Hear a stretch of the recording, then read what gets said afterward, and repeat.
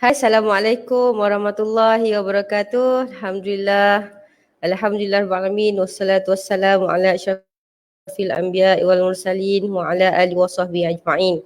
Alhamdulillah.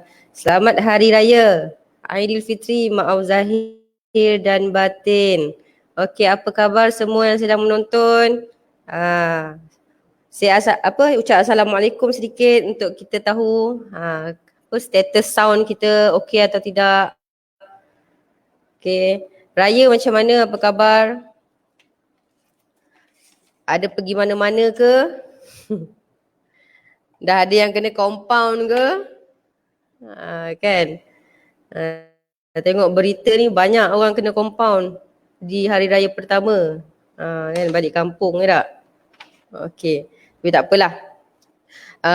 COVID-19 ni dah macam makin merebak dah ni. Makin banyak dah. Tak kisahlah daripada siapa pun, tapi jumlah dia tu dah makin banyak. So maknanya kita kena beware lah. Kan? Okey, baik. Seperti yang dijanjikan. Waalaikumsalam Puan Nora Asrat. Okey, sihat Puan Nora Okey, seperti yang kita janjikan, kita sudah berada dalam kongsi pengalaman pahit manis ni dah episod yang ketiga dah, Alhamdulillah. Okey, jadi berdasarkan pengalaman yang akan dikongsikan kejap lagi, macam biasa kita fokus hanya untuk kita ambil iktibar sahaja. Ambil iktibar dan pengajaran daripada apa yang akan dikongsikan. Dan insyaAllah cuba yang terbaik, dan mungkin untuk episod yang keempat kita akan menjemput untuk berkongsi pengalaman ni daripada lain jantina pula, lelaki pula. Ada 3 perempuan dah. Kita jemput yang lelaki pula. Okey, baik. Okey. Waalaikumsalam, selamat hari raya Puan Azwa. Waalaikumsalam, selamat hari raya Puan Animanan. Okey, baik. Jadi kurang daripada 1 minit lagi kita akan menjemput orang yang sudi berkongsi pengalaman beliau untuk kita jadikan iktibar di hari yang mendatang, insya-Allah. Okey, baik. Stay tune.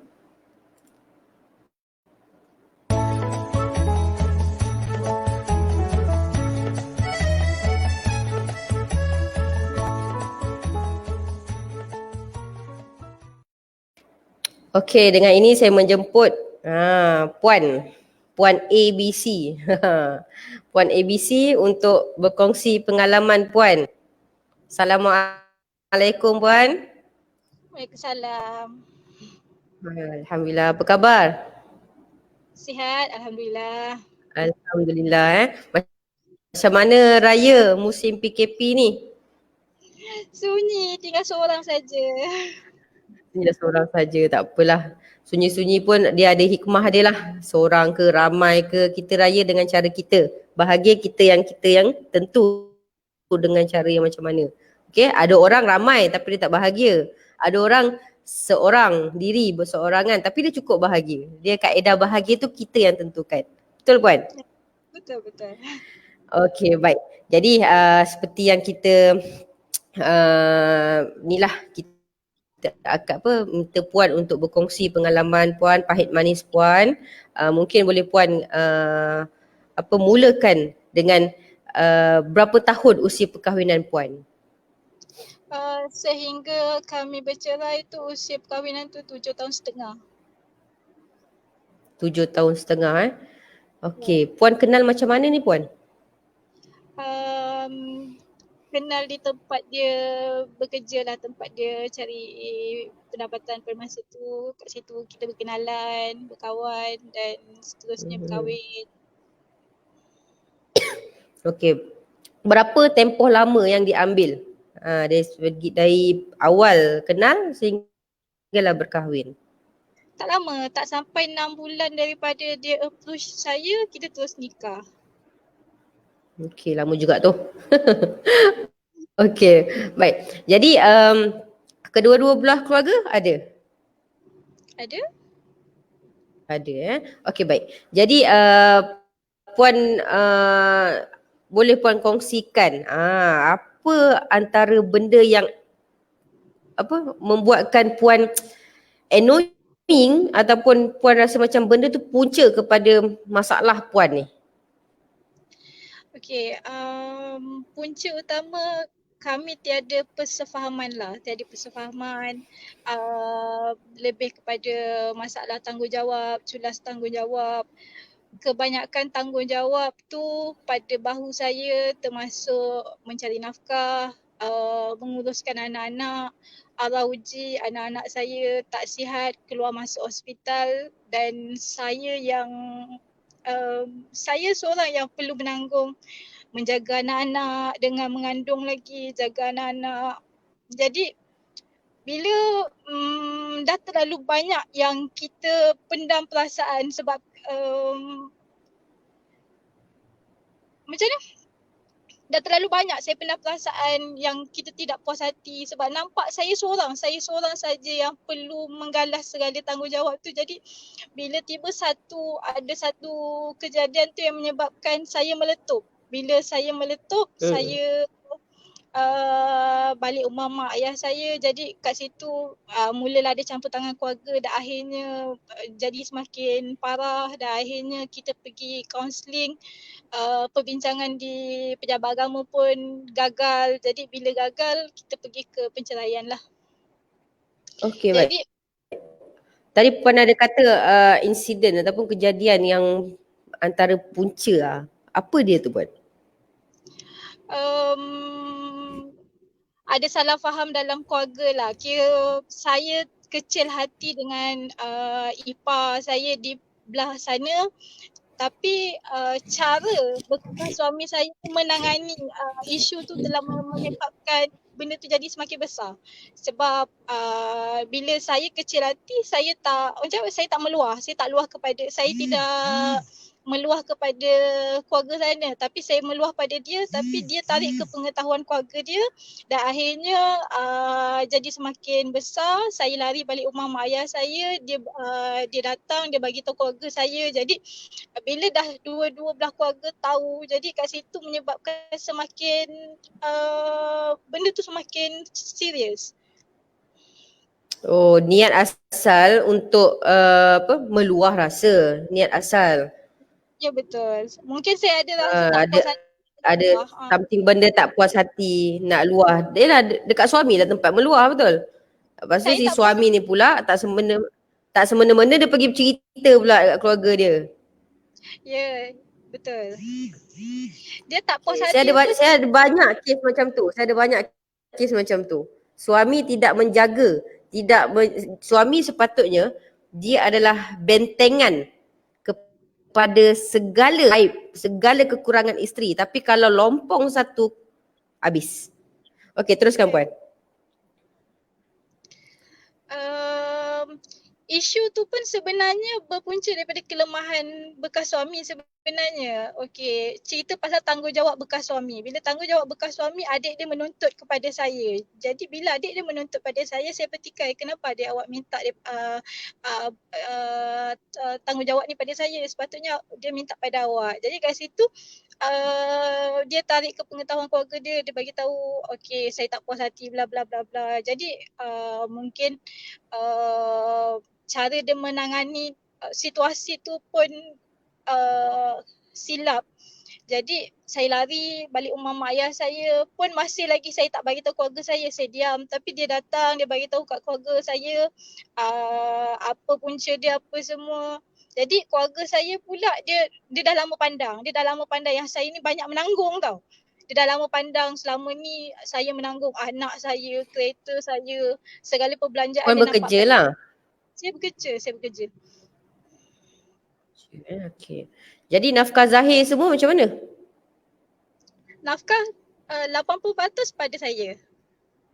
Nafkah batin? Yang tu tak ada masalah lah, tak ada masalah. Okey, jadi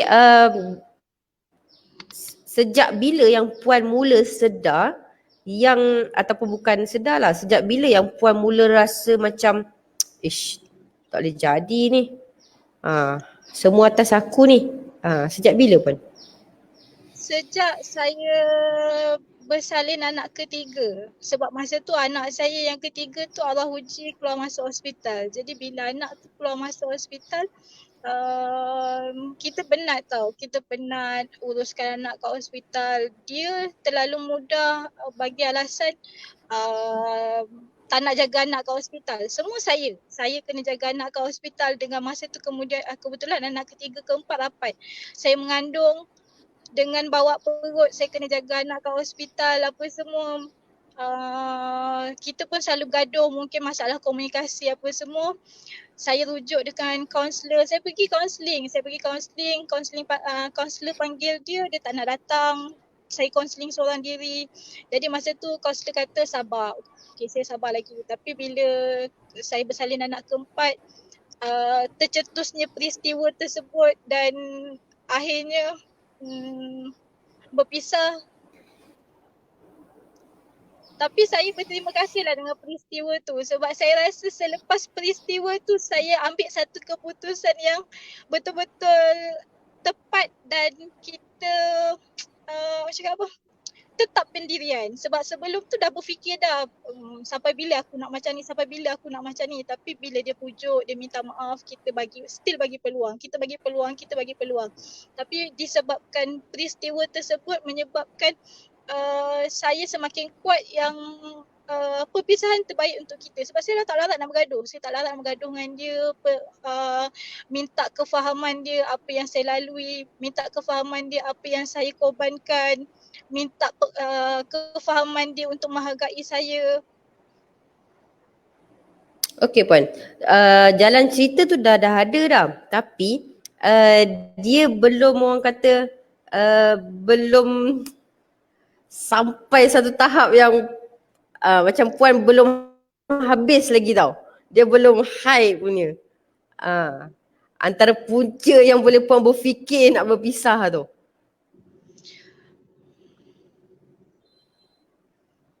Dia kalau macam ni, dia kalau sayang, sayang, suami malas ke, suami apa ke, tak ada masalah.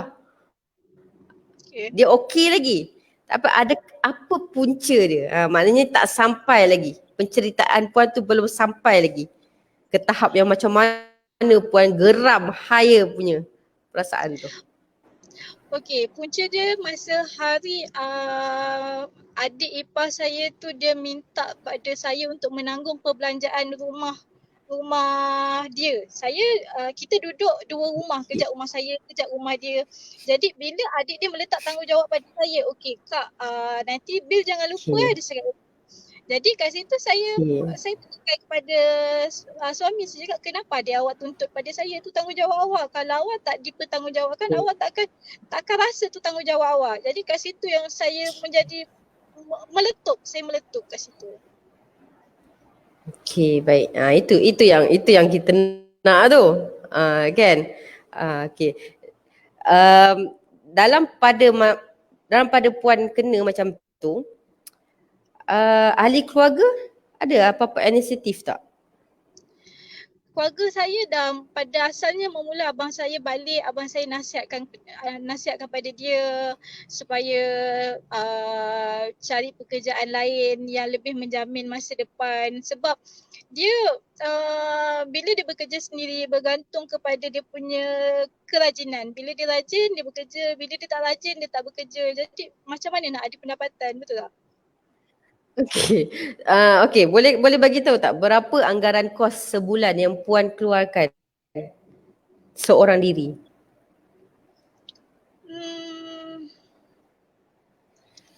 Dalam 2,000 macam tu lah untuk perbelanjaan anak-anak, termasuk mengasuh, duit kereta, perbelanjaan lain, rumah, pampers Suami? anak. Dia cuma perbelanjaan rumah dia saja. Maknanya kalau saya balik rumah sana, makan minum kat sana dia sediakan macam tu. Tapi bila saya balik, sebab kita duduk dua rumah. Jadi bila saya balik rumah mak ayah saya, perbelanjaan semua saya tanggung. Rumah kelamin di mana? Tak ada, kita duduk dua buah rumah.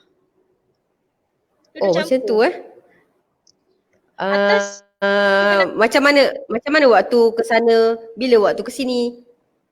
Okey, anak-anak saya mak ayah saya jaga. Jadi saya daripada rumah dia, saya akan balik rumah mak ayah saya hantar anak, kemudian saya pergi bekerja, kemudian daripada tempat kerja saya akan balik rumah ambil anak, balik rumah dia. Penat. Saya penat, memang penat. Jadi bila kita bercakap dengan dia, kita carilah satu tempat yang supaya saya penat, saya tak perlu nak masuk banyak-banyak tempat sebab satu jam satu hari saya dalam perjalanan. Pagi pukul 7 saya gerak, saya punch kat Uish, pukul 8. Ya, jauh. bukan jauh tapi sebab saya perlu masuk hantar anak. Jadi dah bukan masuk Take time lah, penat lah. penat. Okay. Dan waktu office waktu bekerja dia pukul berapa daripada sampai pukul berapa? Dia daripada pukul 5 sampai pukul 11 malam. Okey, daripada pukul pagi tu, lepas subuh sampai pukul 5 tu apa dia buat? Tidur. Oh, memang sakit hati. Okey. Ada bincang dengan keluarga dia? Ataupun keluarga dia sendiri pun tegur dia ke? Ada? Keluarga dia tak tegur dia. Keluarga dia tak nampak dia salah. Mungkin sebab saya dah cover line dia banyak. Daripada soal perbelanjaan semua saya jaga. Saya jaga aib dia. Jadi kat situ keluarga dia tak nampak yang dia ada masalah kewangan. Patutlah. Okay, ni antaranya lah kan. Tapi tak salah Puan sebenarnya. Kan salah Puan kan. So isteri mestilah nak support, nak support semana mungkin, sebaik mungkin, nak jaga aib suami tu sebaik mungkin. Tapi dah lama-lama tak boleh nak simpan, dah sendiri yang mendedahkan. Ya, mak saya sendiri dia dah lama nampak. Dia dah lama nampak yang saya tanggung semua benda. Tapi saya masih cover line. Saya cakap tak adalah, dia bagi tu, dia bayar duit kereta apa semua. Padahal kereta saya semua saya tanggung. Kereta yang dia pakai saya tanggung. Semua benda saya tanggung. Ilaha illallah. Termasuk insurans rotek, kereta dia rosak saya, kereta saya rosak dia. Semua benda. Jadi bila semua perbelanjaan saya, kita sayang, kita korban semua benda. Tapi bila sampai satu tahap orang meletak tanggungjawab pada kat situ lah berlakunya letak. Apa yang Okey baik. Apa yang membuatkan Puan boleh bertahan untuk dalam tempoh 7 tahun?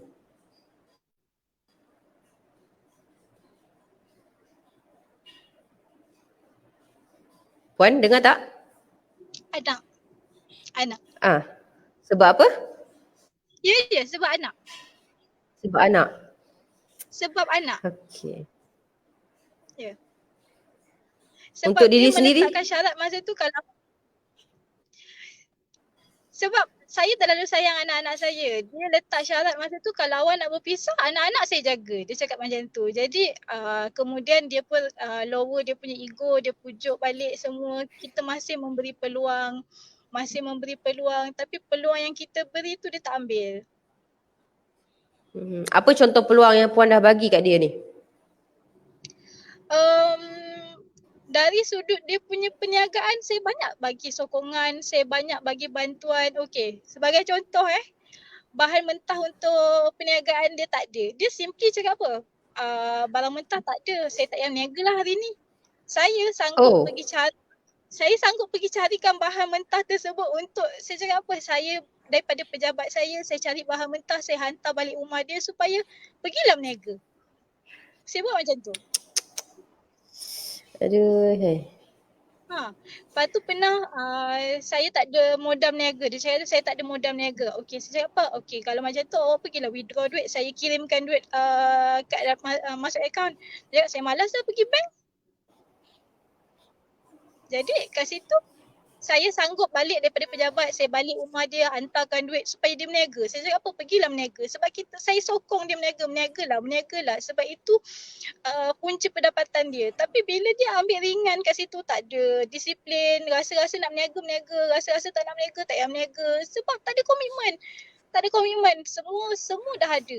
Kalau tak ada, macam pamper susu anak tak ada, tak apa. Isteri akan sediakan semua. Okey, contoh macam kereta tadi Puan kata Puan bayarkan kereta dia kan? Ya. Sekarang ni Puan masih bayar?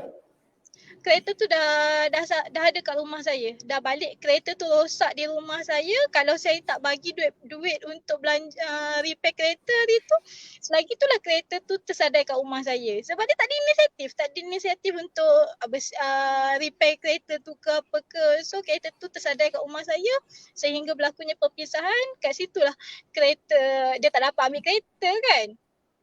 Kereta tu atas nama siapa? Nama saya? Tapi dia gunalah. Ya, dia guna. Maknanya puan ada 2 kereta lah atas nama puan. Maksudnya macam tu. Betul. Kereta saya dan kereta yang dia guna. Okey, baik. Allahuakbar. Cepat betul ujian. Saya tak sangka pula puan boleh tahan sabar sampai 7 tahun tu Itulah tahan sabar, anak semakin hari semakin bertambah. Sepatutnya dia berfikir tanggungjawab dia semakin besar, dia semakin rajin berusaha. Ini selalu memberi alasan bila saya bercakap carilah kerja lain. Kalau awak rasa awak tak boleh survive dengan perniagaan awak carilah kerja lain. Lepas tu dia cakap apa? Awak tak faham saya, dia cakap yang tu. Saya tak nak kerja macam ni. Macam dia memilih kerja. Tunggu untuk puan masuk. ke ex puan ni ada sakit? Tak ada, sihat walafiat. Dia punya ni mental Ya Allah, sihat. sihat makan minum semua okey. Semua okey. Kalau tengok dia terlebih sihat, saya yang kurus. Okey, tak apa. Tapi dah melihat puan boleh ketawa ni, maknanya apa tu puan nak bagi tahu tu? Saya okey. Saya bersyukur dengan perpisahan ini sebab saya melihat Allah berikan saya peluang untuk saya cari kebahagiaan saya. Allah memberi saya peluang untuk perbaiki diri saya. Allah sayang saya, Allah uji saya dengan cara macam ni untuk saya menghargai diri saya. Sebab saya dah puas menangis. Sekarang masa untuk saya bina balik diri saya, kecapi kebahagiaan saya bersama anak-anak. Saya pilih untuk berpisah pun sebab anak-anak. Anak-anak kekuatan saya sebab saya tahu saya perlu Itu yang hidup saya nak tanya tu. Itu yang saya nak tanya tu puan. Tadi puan kata puan ambil masa 7 tahun sebab anak. Okey? Ya. Sekarang ni puan boleh pula ambil kata muktamad untuk berpisah pun sebab anak. Apa perbezaan dua tu? Okey. Sebab pada asalnya saya tak nak berpisah sebab saya takut anak-anak saya membesar dengan tanpa ayah, tanpa kasih sayang ayah. Tapi apabila saya melihat dalam perjalanan perkahwinan kita asyik bergaduh, kita bergaduh depan anak, apa semua. Anak saya jadi macam panas baran tau sebab dia nampak mak ayah dia bergaduh semua.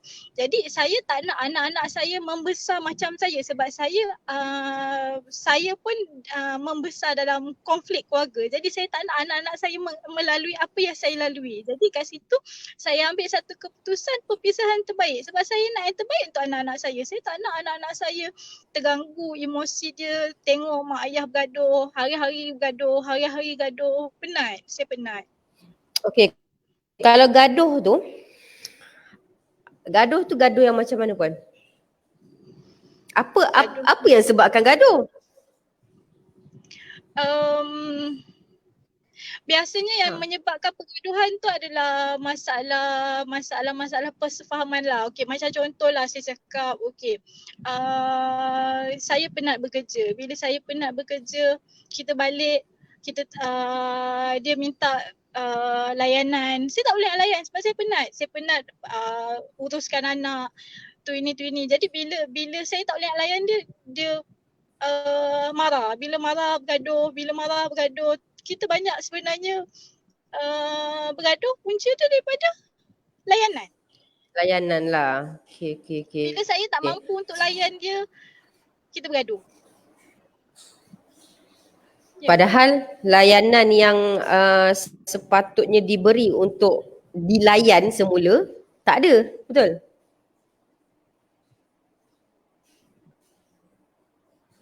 Okey, baik. Ya, betul.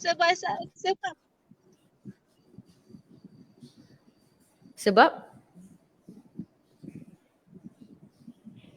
Sebab saya telah merajakan dia, saya terlalu menghormati dia, saya dah bantu dia banyak benda, kita tutup aib dia, kita tolong dia sediakan nafkah apa semua. Jadi saya cuma harap fahamilah kita kepenatan kita, apa yang kita korbankan ini.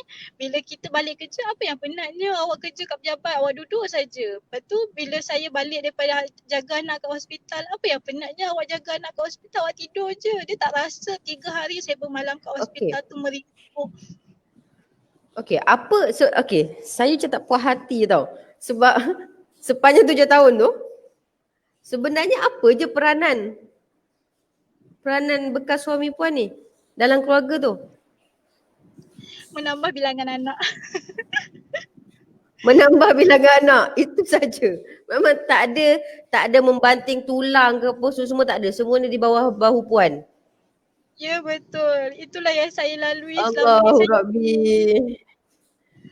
Sebab anak semakin lama semakin bertambah. Bila anak semakin lama semakin bertambah, sepatutnya dia lebih banyak membantu, lebih banyak berfikir tanggungjawab dia. Tapi semua benda saya sampai satu tahap kalau pasal perayaan, okey, dia cakap apa, kalau tak ada duit tak payah raya. Sedangkan kita ada anak, kita nak kena fikir pasal anak. Tapi dia cakap apa, tak ada duit tak payah raya. Lepas tu bila anak sakit perlu hantar hospital, dia cakap apa, awak tak boleh jaga, masa tu saya pantang kat, awak tak boleh jaga, tak payahlah hantar anak ke hospital.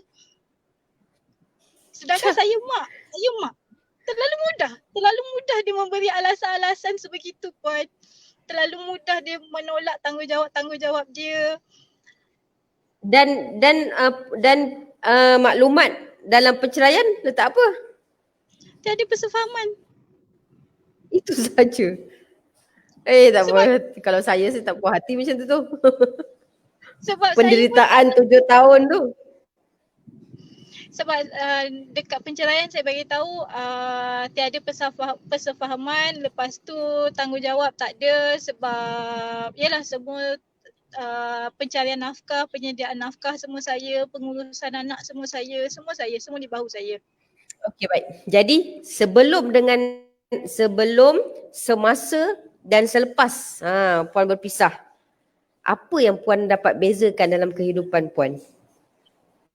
Saya rasa kehidupan saya semakin tenang sebab saya tak perlu nak memikirkan hati dan perasaan dia. Saya cuma perlu fikir diri saya cuma perlu fikir pasal anak saya perlu bekerja keras untuk anak-anak saya perlu sediakan yang sempurna untuk anak-anak saya. Dan alhamdulillah saya semakin luas, semakin banyak selepas berpisah. Jadi saya memandang perceraian itu dari sudut positif sebab disebabkan perceraian itu telah memberi saya nikmat yang lebih banyak. Nikmat saya bebas. Saya bebas untuk melakukan apa yang saya suka. Saya bebas untuk menghadiahkan diri saya, menghargai diri saya, dan saya bebas untuk membantu orang lain. Okey, baik. Jadi apa tanggapan awal puan terhadap perkataan cerai sebelum ni? Sebelum ni saya melihat cerai tu satu benda yang negatif sebab saya takut anak-anak saya tak ada ayah. Tak ada dapat kasih sayang ayah, kita akan pemusuhan ibu dan ayah dia. Okay, so bila dah ambil langkah untuk bercerai, persepsi tu saya ajar anak-anak saya supaya terus menghormati ayah dia walaupun ayah dia memburukkan saya still ajar anak-anak saya menghormati ayah dia. Anak-anak saya pun dia tak rasa kehilangan sangat sebab dia dah biasa ayah dia tak ada kan. Jadi dia tak tanya ayah apa semua. Kalau ayah dia telefon je bagilah anak-anak cakap dengan ayah. Tapi saya ajar anak saya kalau saya cakap dah besar nanti jaga Umi, jaga ayah. Saya cakap untuk ayah yang jaga ayah dengan Umi yang besarkan. Ayah dan Umi yang jaga awak. Saya cakap itu. Saya still ajar anak saya supaya menghormati anak-anak, menghormati ayah dia. Saya tak nak anak-anak saya Alhamdulillah, itu yang terbaik. Itu yang sebaiknya lah. Okey, baik. Jadi puan, kita dah 30 minit. Sesi kita 30 minit je. Nanti kita tak nak panjang sebabnya kita takut nanti terbuka. Sepatutnya benda yang tak patut kita buka tapi kita buka. Okey. Jadi kata-kata akhir. Kata-kata akhir daripada apa yang dah puan belajar daripada kehidupan yang lepas dengan yang sekarang, boleh Puan kongsikan pada yang sedang menonton ataupun yang akan menonton pada masa akan datang sebagai bekalan pada diri sendiri ataupun diri rakan-rakan ataupun orang lain. Okey, silakan Puan. Sebagai seorang wanita, kita perlu kuat dan kita perlu buat satu keputusan untuk orang yang kita sayang. Untuk orang yang sayang kita. Macam saya sendiri, saya tahu anak-anak saya perlukan saya. Bila saya tahu anak-anak saya perlukan saya perlu kuat. Saya perlu terus maju ke hadapan. Saya perlu terus mencari rezeki untuk besarkan anak-anak saya.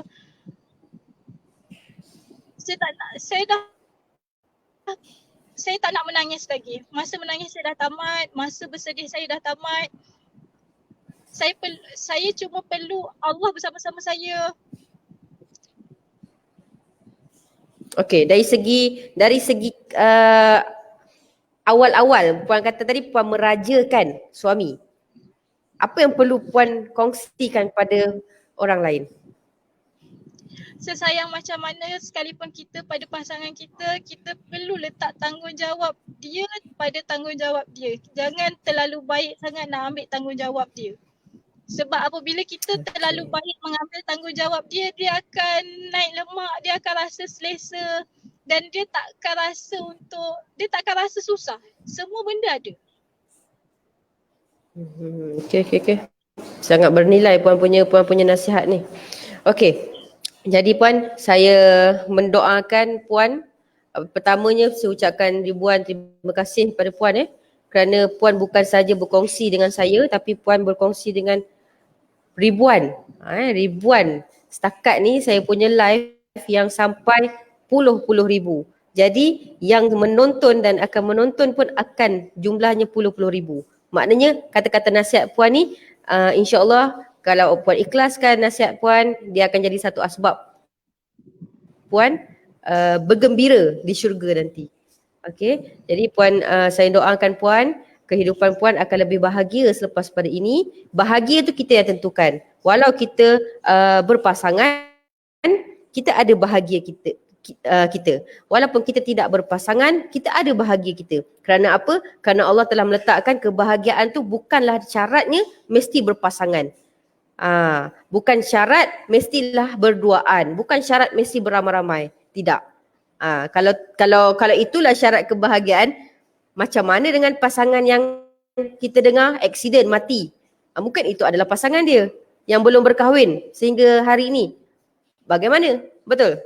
Okey, jadi kita yang tentukan bahagia kita. Saya doakan Puan sentiasa berbahagia, menjadi ibu misali, ibu yang solehah, yang menjaga anak, kenalkan anak dengan gaya hidup Islam, bimbing anak, dikaulah ibu, dikaulah bapa, insya-Allah. Moga-moga putus dah. Okey, dah putus, mungkin bateri habis. Okey, tak apa. Moga-moga perkongsian yang dah Puan tadi kongsikan pada kita semua dapat menjadi diambil iktibar untuk diri kita dan juga yang orang-orang lain yang mungkin ada masalah lebih kurang yang sama. Jadi apa poin? Okey, apa poin yang anda semua dapat? Yang saya dapat poin dia, pertamanya wanita kena kuat. Kuat untuk apa? Kuat untuk menghadapi depan, belakang, atas, bawah, kiri, kanan punya tembakan. Okey. Yang kedua, wanita jangan sesayang mana pun pada pasangan, jangan kita apa ayat dia tadi sesayang mana pun kita pada pasangan, jangan ambil tanggungjawab ataupun letakkan sedikit tanggungjawab pada dia. Maksudnya jangan merajakanlah pasangan kita tu tadi. Okey, baik. Banyak sebenarnya pengajaran yang sabar tu sebenarnya. Ya Allah, 7 tahun Allahu Akbar. Okey, tak apa. Jadi mungkin ada masalah tadi tu, terus ter-off line dia tadi. Okay, tapi tak apa, kita pun dah berada di akhir rancangan slot episod ketiga. Jadi pada siapa yang ingin berkongsi secara live begini juga, yang mana fokus saya hanya untuk diambil iktibar ataupun untuk audiens yang sedang menonton untuk ambil pengajaran sebab orang lain tak tahu. Saya hanya boleh bimbing dari segi prosedur di mahkamah. Gaya macam mana nak mudah, macam mana nak apa, macam mana. Tapi dari segi pengalaman kita tak ada. Okay, jadi daripada segi orang yang berpengalaman inilah yang kita nak belajar. Okay, jadi sesiapa yang ingin berkongsi pengalaman pahit manis untuk dijadikan iktibar, pedoman, pengajaran, sila direct PM saya. PM saya, jangan malu. Okay? Okay, baik. Jadi kita masih berada dalam mood raya. Okay? Siapa yang sedang bekerja ataupun tak ada cuti tu, saya ucapkan selamat bekerja. Tapi kerja-kerja pun jagalah, jaga dirilah, kita jaga kita walaupun kerajaan bagi macam mana pun, tapi kita yang jaga diri kita. Okey, baik. Jadi saya ucapkan selamat hari raya, maaf zahir dan batin, Eid Mubarak. Okey, kita jaga kita, stay tune, sentiasa follow page saya ini. Orang kata jangan makan seorang, jangan biarkan tontonan ataupun apa-apa maklumat dalam page saya ini hanya anda sahaja yang tahu. Sebar-sebarkan sehingga orang lain yang tahu, sehingga ilmu ini tersebar luas, insya-Allah. Jadi saya dapat, anda juga dapat sahamnya nanti, insya-Allah. Okey, jadi wabillahi taufik wal hidayah. Wassalamualaikum warahmatullahi wabarakatuh. Jadilah wanita hebat.